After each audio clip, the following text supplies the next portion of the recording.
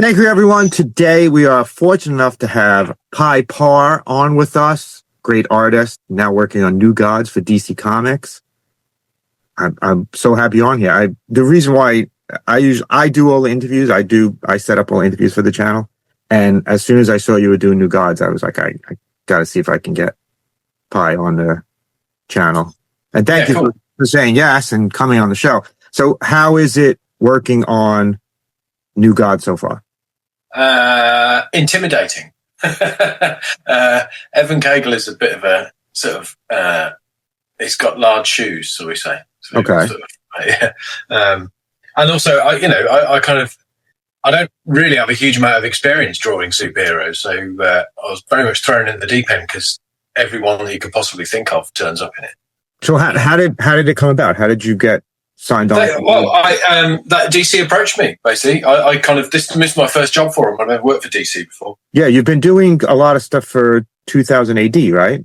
Yeah, 2000 AD and Image I've sort of worked for, and then a bit of sort of stuff with Skybound, but not a lot.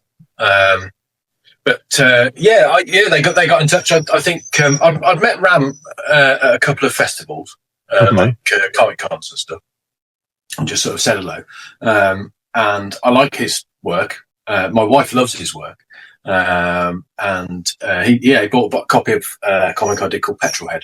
Right.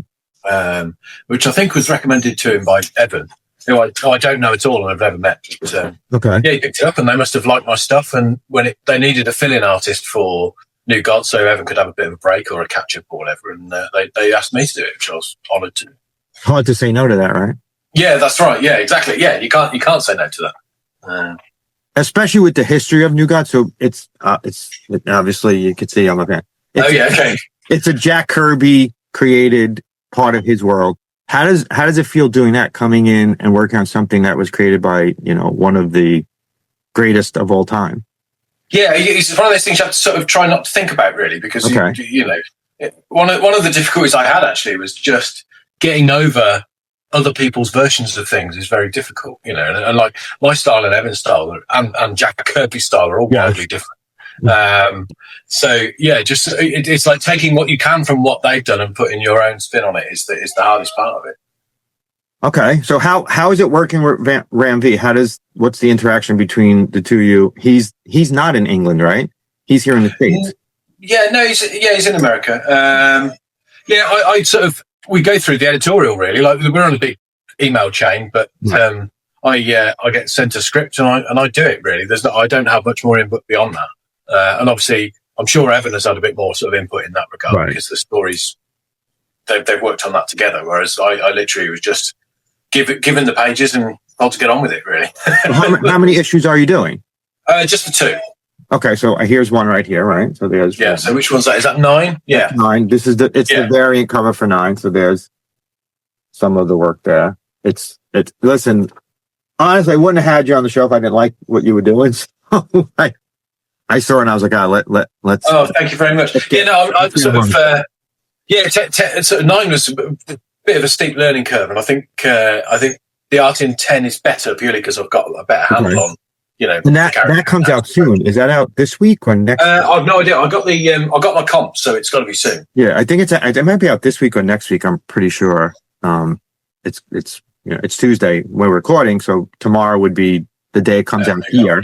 So, what else do you have going on? You have anything else coming up with these? Yeah, well, the main thing I've got coming up, I can't really talk about, which is a bit annoying. I love when that happens. I want to do it to you. Yeah, I'm NDA'd up on the main thing, but I am quite excited about it. I'm doing a small comic for Transformers. Okay. And when I say small, it's like 2 pages or something. It's I did a little while ago. I did a retailer exclusive for the Battersea Power Station Transformers shop. I don't know whether you're aware about this. The Transformers universe has exploded here. So yeah, Void Rivals and everything that's spun off of that Void Rivals has been fantastic here. I don't personally read it, but my partner who just couldn't be here today, he reads all the Transformers and G.I. Joe and the Void Rivals stuff. Yeah, it's been fantastic from what I hear. Yeah, oh no, it's brilliant. No, the comic's absolutely amazing. But they opened a. Sorry, I'm just going to pick up my dog. That's fine. No.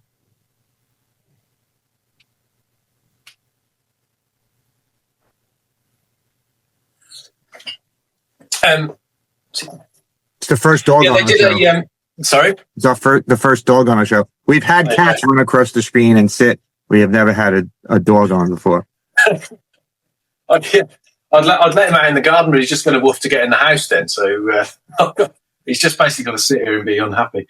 So there's the world's first Transformers only shop in Battersea Power Station. Really? And I did a retailer exclusive cover for the first issue of Transformers for it. What I didn't know at the time was they were going to turn it into they sort of hung the branding of the whole shop off it, really. So I've ended up doing 3 covers all in the same way, and it's huge on the wall in there. They've turned it into loads of merch. And on Wednesday, I went to the shop because they announced a new Titan, like a new giant Transformer. And Simon Furman, the original Transformers writer from the 80s, is writing a story based around it. They've turned the actual power station into a giant Transformer. And they're writing a story, and they're going to get a load of Transformers artists to do 2 pages each of this story that Simon Furman. And that's going to be distributed everywhere, or is it just? No, you can only you can get it through the web shop for Battersea Power Station Transformers shop. But otherwise you have to go into the shop to get it. And where is the shop? Hold on. It's inside Battersea Power Station in London. Okay. Because it's like a shopping centre now there. I haven't been to London in 6 years, so. Right, yeah. Oh no, it's quite cool. Like, it's very posh, like the rest of the place. They're sort of slightly out of place, really, because you've got effectively a kind of comic and toy shop in the middle of a very fancy shopping centre. And only Transformers stuff. Yeah, that's all they sell. Yeah. And then I'm doing more Petrol Head. I don't know whether you're aware of Petrol Head. In researching you, I saw Petrol Head. So can you tell us a little bit about Petrol Head? Where did that come from? Is that your original creation? Yeah. Well, that's me and Rob Williams. So that's a create-your-own story for Image about racing car driving robots in a climate apocalypse. Very good. Driving cars in apocalypse are big right now here in the States. Yeah. yeah. It's very on the nose, shall we say? Yeah. What's the show that we Metal Gear, right? Is the show that's been here. It was. Okay. I don't know. I'm going to have to Google that now. Yeah, it was a huge hit here. Right? It's Metal Gear, I'm pretty sure. Anthony Mackie. And it's apocalyptic racing. Oh, okay. Right. Oh, no, I've not seen it.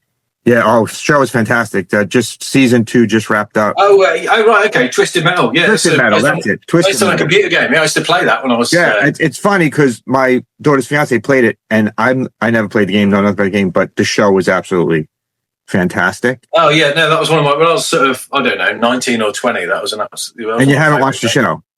No, I've not seen that. I didn't know it had been turned into a TV show. From what I understand, it's really taken directly from the game. So if you're a fan of the game, it does it justice. It'd be absolutely ridiculous then. So. The characters are absolutely ridiculous in it. So it's definitely worth a watch. So tell me your journey into comic books. Have you been collecting most of your life? Are you a fan? How'd you get here? I never read a huge amount of American comics when I was a kid. I get back to reprints of Batman that they used to do. Okay. So who was writing that at the time? Alan Grant. Okay. Used to do Batman at the time, and Norm Brayfrogel. They did these English reprints on toilet paper that were sort of a bit bigger than normal. But then most of the time, I read 2000 AD when I was about 12. I started collecting 2000 AD, and that's my main kind of way into comics, really. Okay. And when I was about 20, I got a job working as a graphic designer for 2000 AD, which is how I got my start in comics, really. Just scanning the art, putting the comics together, designing the books, that kind of thing. I did that for 13 years or so and gradually transitioned into art. Eventually got enough work that I could quit and go freelance. And that was sort of for about 10 years now. I've just been doing comics and other stuff, really. I'll do whatever people pay me to do. I'm a jobbing artist, right, rather than a comic artist specifically. And so I know we've had a number of English creators on the show. You guys have a very different comic book scene than we do. or you had years ago. Like, you didn't get a lot of American comic books, and when you got them, they were all crushed into a collection, and it wasn't necessarily in any kind of order. Yeah. I never used to sort of go into comic shops. I mean, I didn't really go into comic shops at all until I was in my 20s. Like, right. I mean, they did exist, but a lot of the sort of English, like your average people who would read comics would get them on the newsstand rather, they'd just go into WH Smith's or whatever rather than going to a comic shop. But I do understand that they were all just bundled together in a big watch, bought whatever. And it was a bunch of different titles in one thing, and they were in black and white, if I remember correctly. Right, okay. I don't know. You honestly, you'll know more about that than I do. Yeah, UK and stuff. I know very little about it. It's from previous interviews. We've interviewed a number of English creators, and they all tell us how difficult it was to get, good comics there from the States, and you guys would read your 2000 AD. And well, that's the thing. 2000 AD was just available in a sort of on a corner shop, really, rather than a comic shop. And even these days, it's not really. I mean, comic shops do sell it, but most of the time, I would imagine people just go to, the newsagents to buy it. Yeah, and see here, we don't buy comics at newsstands anymore. Right. They barely sell them at newsstands. All of our comics are bought at the comic shop, and some places there's tons of comic shops. Some places there's one. Yeah. Yeah, well, that's the thing. I mean, even now, like the closest comic shop to me is probably 20 miles away. So it's not, it's not something I'm just walk down and have a browse. Otherwise, I'd probably buy more. In fact, I'm probably glad that there is one 20 miles away because I would agree with you, because mine is about 5 miles away, and I spend way more time there than I possibly should, and way more money than I possibly could ever explain to anyone. Yeah, because we visit. I'm in Staten Island, New York. So we're very close to New Jersey, and New Jersey has an overabundance of comic book shops. Like, you honestly wouldn't believe how many comic shops are within a 30-minute drive of where I am right now. Right. It's insanity. So it's at our fingertips are. I'm glad. I'm happy that the sort of industry can support that kind of many shops, really, because it's very easy to sort of. I don't know. It's difficult to make money in comics, so you kind of wonder how much money there is in it. But obviously, enough. There's got to be here for us too. We have on the channel. We go to a lot of shops, and we go to conventions, and we have smaller conventions. We probably have at least a convention every weekend this time of year, from the beginning of August till like November. We're going to a convention. Like, I have 2 this weekend. I have one on Friday, one on Saturday that we're going to. Wow. Okay. It's never ending here. So do you actually do shows in? Yeah. I mean, I haven't been to the States for a long time. I'm doing Thought Bubble this year in Harrogate. Okay. And I am the weekend before, I'm going to Valenciennes in France. Oh, that's nice. Which I'm really looking forward to. I've not been to there before. In fact, I've not done a French convention at all, so I'm quite excited about that.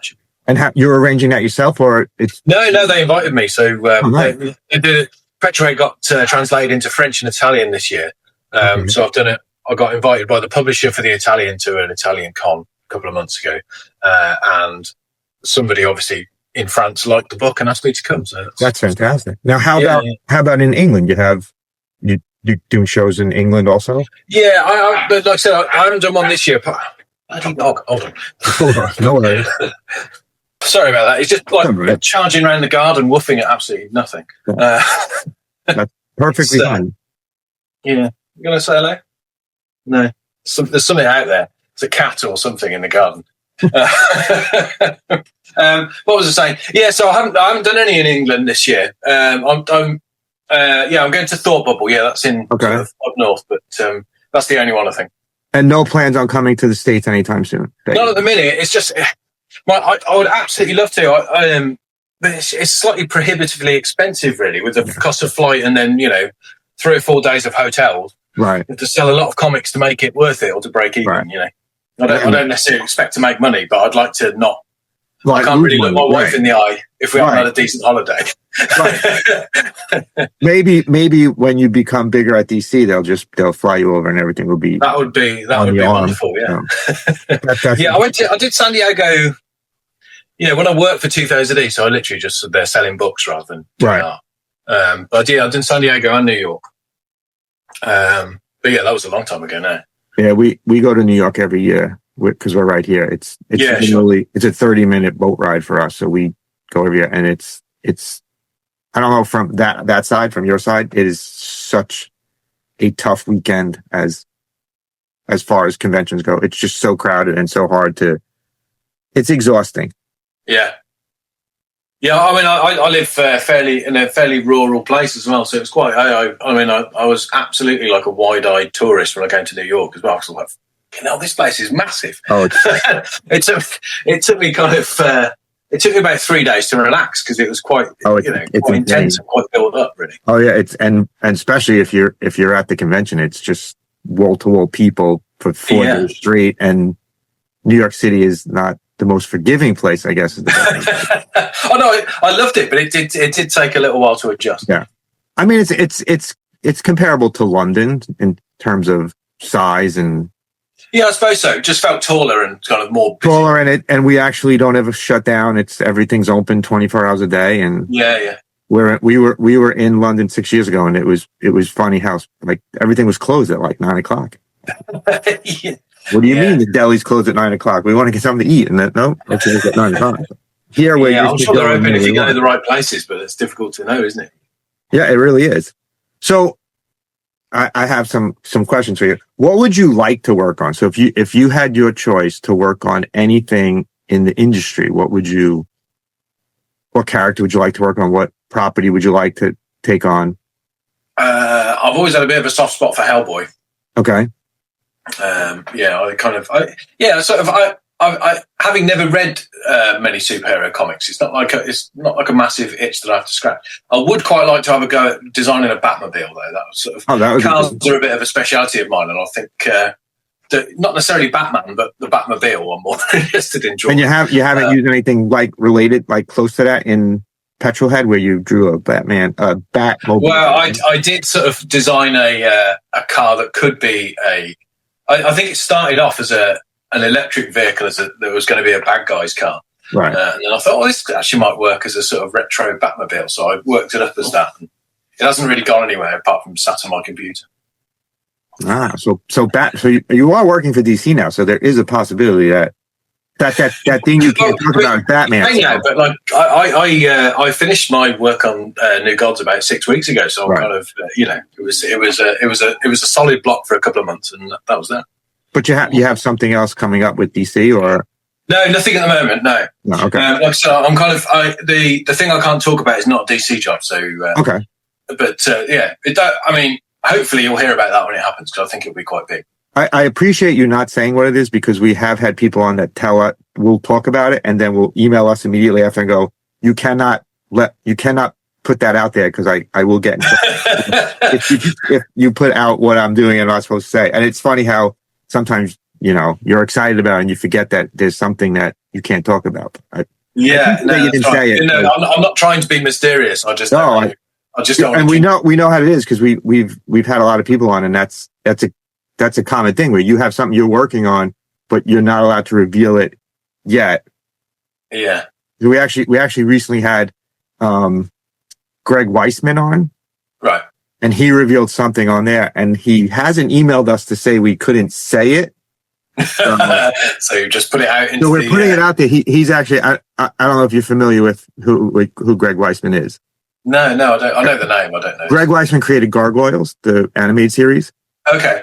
And he's been working on it with Dynamite for the last, a ton of years. And he's doing a crossover with Fantastic Four coming up with Marvel. So he's doing a Marvel, Fantastic Four, and Gargoyles are connecting as a team up.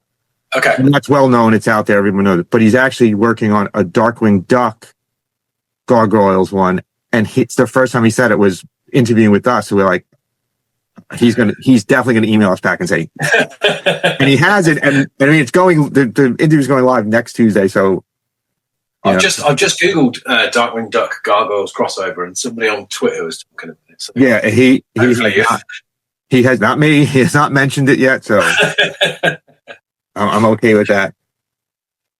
So what do you have? Do you have any convention or anything coming up besides the two that you mentioned? Nothing else? No, I don't think so. Yeah, they're not until November. So a few. And I find conventions quite difficult, really. Well, not difficult. It stops work. Like it's hard to work when you're. Yeah, that's right. And like, I mean, I very much want to go along and just have a nice sort of social time, but Right. It's work. Yeah, that would be a bit of a. I mean, I do that, but Right. It's difficult to get. So, shall we say, it's difficult to be very social and then get up and work the next day. Right. Do you do commissions also? Are you? Yeah, I do, although not very quickly. So I've got a small commissions list, but full of very patient people. Okay. I know that's a lot of the artists are doing that nowadays. Just I don't understand how you have the time for it. I really don't. If you're working on multiple books and you have to draw something for someone, and it's me personally. I know I have friends that get tons and tons of it. I don't know. I don't feel like no, that's right. It's hard because I mean I'm very bad at switching between jobs as well. So it's nice when you get to do a nice long project because you just stick once you're going, you just work really fast. Yeah, and that's one of the dangers I think, and I think why maybe a lot of people go over on deadlines and stuff is because when you're working fast, you assume that's how you work all the time. Right. But whenever you start anything new, it's obviously a bit slower to start with, and it evens out. Which is why I find things like commissions and covers and stuff quite difficult because you're just having to jump into something, do it, and then jump up. Right. You've done a lot of covers lately, right? You've done a lot of I've done tons of stuff for Transformers and Creepshow, and I've done a couple of Star Wars covers. Is that the new Creepshow series, the one that just came out? Yeah, so I've done actually that's quite interesting. I'll get a bit of a crash course in superhero history because Ben, the editor, came up with some ideas for my covers. I'm assuming there's other variants. My ones are all kind of Creepshow versions of classic comic covers. So the first one we did was like a Dark Knight Returns one. Oh, really? That's issue number 1. You did the variant cover. Yeah, I think so. Yeah, and then the second one is going to be Amazing Fantasy 15. Is that Spider-Man? Yeah, that's Spider-Man. Yeah, so I've done the creep in that kind of pose, and then the one after that is I think the first Todd McFarlane Batman cover. Okay. Except again, it's the creep. So they're really fun because they just have. I had no idea they were doing it. I was actually looking at Creepshow 1. I think that may also come out this week. Oh, really? Oh, well, okay. I should pay more attention to when these things come out. I'm pretty sure it's coming out this week or it came out last week. Because I was looking, I usually end up buying it because I'm a huge fan of the old Creepshow. So I usually end up buying it, and I was like, I'm pretty sure it's this week. It's coming out tomorrow. So I'll have to look out for your variant cover now. And yeah, I've done 5, I think, or will have done 5 by the So you're doing a variant cover, 1 for each of the first 5 issues. Yeah, but yeah, they've all been quite just a good laugh, really. So the one I finished last was what's the Superman cover when he's holding the big green car? Action Comics number 1. Yeah. So change the car for a coffin, and it's the creep, and it's the creep. Yeah. I'm gonna have to after this, I'm gonna write that down and make sure I'll send you a picture of it. That would be great. Yeah, I'd love to see. Yeah. That's fantastic. I love when they. It's one of my collections. Is I collect Homage Action Comics and 1 Homage covers, and there's. Oh, really? Okay. There's hundreds and hundreds and hundreds. Yeah. And it's a big deal in the comic industry. A lot of people buy those. There's pages on Facebook that are just dedicated to that. Yeah. And Spider-Man too. That Spider-Man one you said is another big one. Yeah, because some of these I've not seen, and obviously others are so famous that you can't miss them really. But yeah, I think the last one I've got to do is the X-Men one with all the wanted posters behind it. Oh yeah. I don't really know how I'm going to do that because there's quite a lot of characters in that. How do you do the creep in all of them? Yeah, I don't know. Yeah, I need to work that out really. I haven't drawn that yet. No, that's the first thing I said. Well, who's the creep going to be? Is he going to be on the wanted posters, or is he going to be Wolverine? Is the one? Yeah, right. Yeah. That's great. I'm definitely going to have to look out for those. With Petrol Head, and I know you've had success with that across. Any options with that yet? Or no? Yeah. So that's it's funny you should mention that actually because we're currently waiting for the renewal on our option money at the moment. But so it has been optioned. That's about all I can say. So yeah, I think we kind of sold the option after the first issue came out. Really? Yeah, it was really quick, which is great. I've sort of quite exciting. And yes, they have plan. Again, I don't really know how much I can sort of say about that. But I mean, selling an option doesn't mean much really beyond the fact I know. that an option's been bought. I think it's one of the most interesting thing in comics is options, because most people don't realize how it works, that you can option something multiple times. It never gets made, but you continue to get money every time you option it. Yeah, exactly. Well, that's the thing. It's the 18 months option they bought has just expired, so they're renewing that. But me and Rob are literally just sort of waiting on his agent at a minute. Like, is that money turned up? Yeah, that'd be nice. Yeah.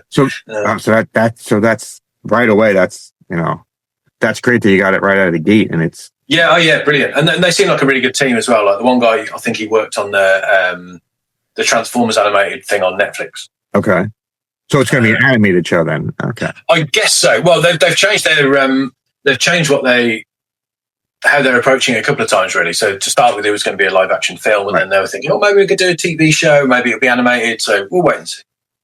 Well, it's going to have to be. I mean, even if it's live action, there's so much special effects. It's effectively an animated show anyway, Right. It's all going to be CG stuff, which is, it's going to be. Like I said, the apocalyptic race cars are a huge thing right now.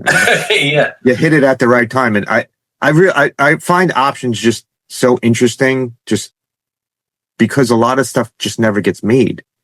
Right. And you guys are getting paid over and over again for something that, why is it not made? Yeah. I remember reading something that John Wagner, like the Judge Dredd writer, said years ago, which was like the best thing you can happen to something that you own is it just gets optioned over and over and over and over again. Because then, if someone makes a terrible version of something that you've sort of slaved over, that sort of spoils it and the money stops. Whereas if, it stays as this sort of wonderful potential for 20 years, then. And you don't have to worry about someone, because once you option it, you usually don't have a lot of say in what they do with it. So. Yeah, right. Exactly. I've got to say, actually, the guys we've been working with have been very good. And like, we're kind of, actually, when it came to writing the second series of Petrol Head, we had a bit of a brainstorm with them, because part of the thing they were saying was like, can you do a bit more Petrol Head, because we want some more plot for the film. And actually during those chats, we got, like on the Zoom call, we got an idea of where to go in the second book, which was quite fun. Oh, that's so it all sort of feeds each other. It was very cool. Yeah. Yeah, that would be very interesting. I'm actually going to look for Petrol Head next time I go to. Oh yeah, thanks, mate. Yeah. Which is tomorrow, so. Yeah. Oh yeah. Please buy Petrol Head. Yeah. And everybody listening, buy Petrol Head, because it's going to be big when the movie comes out. So that's right. Yeah, get a first edition before it gets priced out. Buy it. That's the best way to go about it. So, is there anybody in the industry you'd like to work with that, if you had a chance, that you haven't worked with already? Who do I like?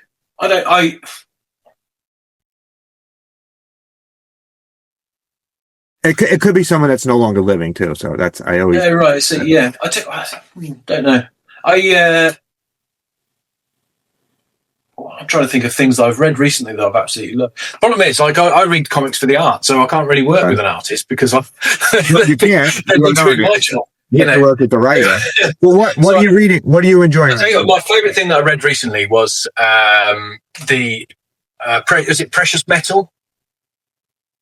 It's like it's an image book by Darcy von Polgeest, if I'm saying that name right, and Ian Bertram, and it's like it's a science fiction story. It's really, really beautiful, and it's a prequel to a book they did called Little Bird, about kind of fundamentalist Christian state that has taken over America. Yeah, it's really interesting. Good. What else? Anything else good you're reading? That's about it. To be honest, I haven't bought any comics in a while. Really? Yeah. Sorry, I like comics, but it becomes a bit of a busman's holiday. Right. You know what I mean? It's got to be hard for it not to influence you in a little bit too. You see something you really like in it. Yeah, exactly. Or like it either sort of inspires you or depresses you, depending on how good it is. You sort of, like, I can't do that. Like, comparison is the thief of joy. Right. That's fantastically said, because I feel the same way when I watch YouTube nowadays. I can't watch YouTube. What I do here, and it really shapes the way you do things when you see something. That's interesting. I was having a conversation with one of the Transformers guys at the weekend about that, because there was quite a few people who do video content for Transformers stuff, right? And just how much do you do exactly what you want to do, which is why you start these things. That's exactly versus funny. changing it to sort of catch on to whatever algorithm that you know. That's the biggest problem I have with this channel is that there's stuff that I want, and it's funny you say that because I'll be honest with you, not to downplay in any way this interview, but our least watched things on our channel are our interviews. We can't figure out why, but I love doing interviews. I love talking to comic book creators. It's my favorite part of having a channel, but a lot of times people don't watch it, which I don't care. Yes. I do. This is me being selfish. This is me just wanting to talk to creators that I like, that I feel are doing something fantastic for me personally. So I've given up on the algorithm because I know. I think it's not worth chasing. Like just madness. I mean, I feel the same way about social media in general. Really, you know, you kind of put stuff on Instagram, and the things that I'm most pleased with go nowhere, and then randomly nature will just become really popular, and you have no idea why. You put something up there that's you don't. You do. I'm not gonna say that you put up that's garbage, but you put something up there that's like, people watch, and you're like, I put my heart into this one, and nobody wants to watch. That's right. This one. Yeah, and I think you end up doing stuff for the wrong reason if you're chasing them. Yeah, and that's I 100% agree with you on that. That's in both in comics and here on YouTube. It's if I chase what everybody else wants, I get away from what I want. And this is my channel, so I do what I want. Right. And hopefully people like it, and hopefully. And listen, we've had some huge comic book people on here, and like even you, when people say yes, I get surprised every time, and I call my partner like, God, I have so and so coming on, and this is awesome, and I still don't understand why people say yes to us. But thank you for saying yes. Oh, mate, no problem. Thank you. It's one of the problems of working on your own in an office all day is you've no idea whether anyone is responding to your stuff. It's nice that people around the world kind of read and appreciate your work. And want to could just send you an email like a normal person, say, I like your work. Do you want to have a chat? I think I love that. That's really nice. That's what we do. We do it with so many people, and it's just how it starts. I pick who I like. I've had quite a few people on here, and everyone that for some reason or other I liked what they were doing and said, come, I want you to come on the show. I want to chat. And then you become a friend of the show, and I call you a friend of the show from now on. Yes. Yeah. And if you ever want to have a YouTuber to use in one of your comics, just this face is perfect comic book. Okay, fine. Yeah, strange enough. Yeah, I did. We did have a little cameo in Petrol Head from another guy, not a YouTuber, but just the guy who got in touch and said, listen, it's one of my life goals is to just have my face in a comic book. That's. I might have to turn you into a robot or something. I would be fine as a robot, and I put it on a T-shirt and wear it proudly around. Is anything else you would like to promote, or your website? Do you sell original art on your website? Or? I've got pyeparr.com or petrolheadcomic.com. We do loads and loads of Petrolhead merch, and I've got I haven't got a lot on my own site. There's not a lot at the minute, but I am going to do a drop at some point of all my Transformers covers because I've got sort of a load of pencils for all those. And you have Instagram. You post stuff regularly on there. Yeah, Pye Parr on Instagram. That's the lot, really. That's where everyone can find you? Yeah. But no, again, really like what you're doing on New Gods. Yeah, thank you. I appreciate that. Like I said, I found it difficult. It's interesting. I really loved drawing, who's the red guy with the white tabard? The bug. The bug. Yeah. What's his name? He's like the Kirby character. What's his I can't believe I've forgotten this on the spot. Oh, in this issue. He's in that issue. He turns up and rescues. He's before that. Oh yeah, him. There you go. The little guy with the flying backpack. Yeah, I'm a huge Mr. Miracle fan, so that's okay. That's yours. You had Mr. Miracle in here, and it was I'm always hoping he gets more than he never gets his just due. So I'm always hoping that it will lead to a ongoing Mr. Miracle series that actually is successful and doesn't end after a couple of issues, which is. Are you speaking from a history of pain? Yes, I am. I most certainly am. Every time it comes out, I love it. And the last one Tom King did the last one. It was absolutely fantastic, but only ran 12 issues. So okay, I'm always hoping Mr. Miracle gets more credit than he's given, and they keep saying there's going to be a movie, and no, and then James Gunn takes over, and they don't talk about it anymore. So right. happens. Why Mr. America? What is it that you like about him? I'm a huge Kirby fan, so I've always been since I was a kid. Some of my earliest comic books were Kirby's Captain America stuff, and then after that, I discovered his New God stuff, and I think that's his most brilliant stuff, is that he got to do what he wanted to do in an entire universe. And Miracle is just a character I like, that he's kind of has his flaws, and he's, he tries to make money too, so he has to make a living, and he has a family, and he has a kid, and it resonates with me. He's actually my favorite DC character. Okay. Which is cool. A weird one for anyone to say. Let me tell you. Fine. Yeah, I've had a conversation a couple of times about this, actually, about I really need to read some Jack Kirby, and I didn't really know where to start with. But actually, you reckon New Gods is the best one? Then maybe I'll read it. Yes, actually, I just had some Kirby stuff sitting here. I'll show you if I realize where I put it. Literally, it was just sitting on my desk, and I moved it for this interview. Give me 2 seconds. I'll show you. Yeah. I don't know if you get it there.